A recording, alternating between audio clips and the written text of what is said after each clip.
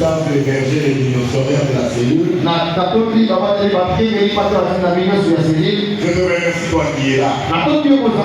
Bien aimé, sans toi, il n'y aurait pas eu Dieu. Il peut manquer un prédicateur, mais par vous, Dieu va susciter quelqu'un. Je n'ai jamais vu un culte où le prédicateur est en train de parler à des chefs libres. Donc c'est grâce à toi qu'il y a culte du seul dimanche que le Seigneur sera exalté. Je remercie la mission que HGD sont dévolue sur ma modeste personne pour venir répercuter la parole en ces lieux. Que le Seigneur puisse se souvenir d'eux. Sans oublier, je remercie le représentant légal du chef spirituel.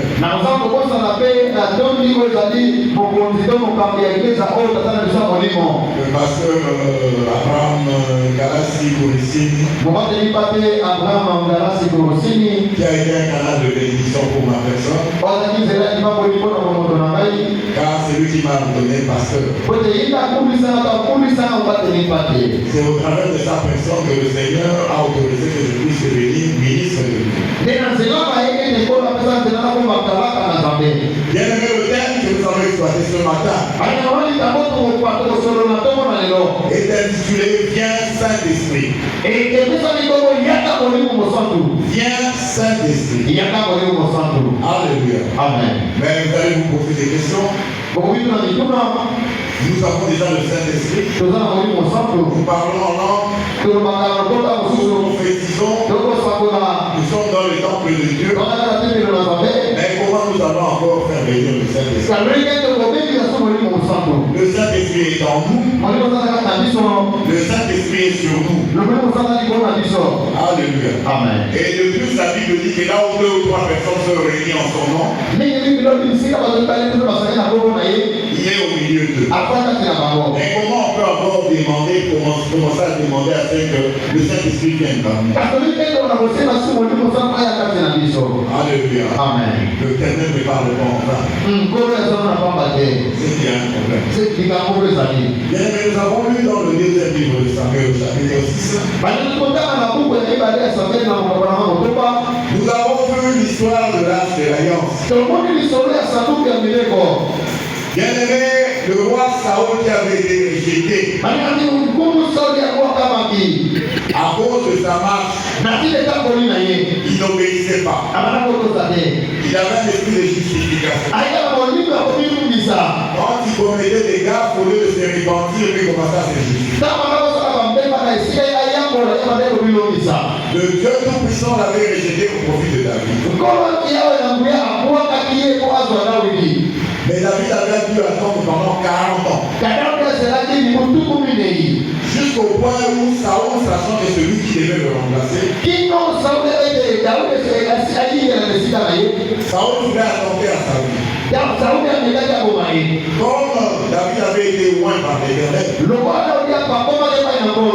sa vie était jonchée de succès en succès.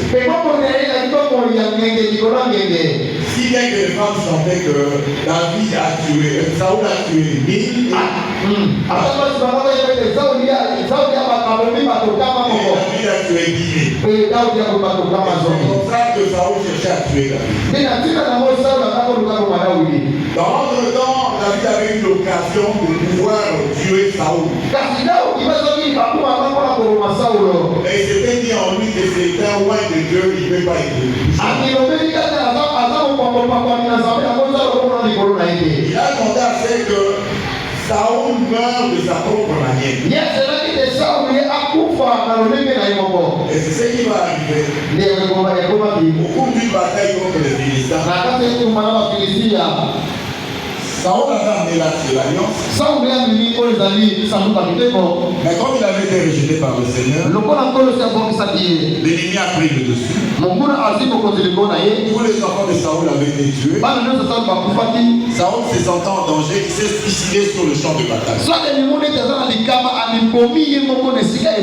Les Philistins ont récupéré l'arche de l'Alliance. Alléluia. Amen. Ils ont pris quelque chose qui ne leur revenait pas. Et le Seigneur les a sérieusement frappés. Alléluia. Amen. Ils ont vu des expériences malheureuses, un peu comme les expériences qu'avaient vécu les Égyptiens. Et les maisons commençaient à déplacer l'arche de ville en ville.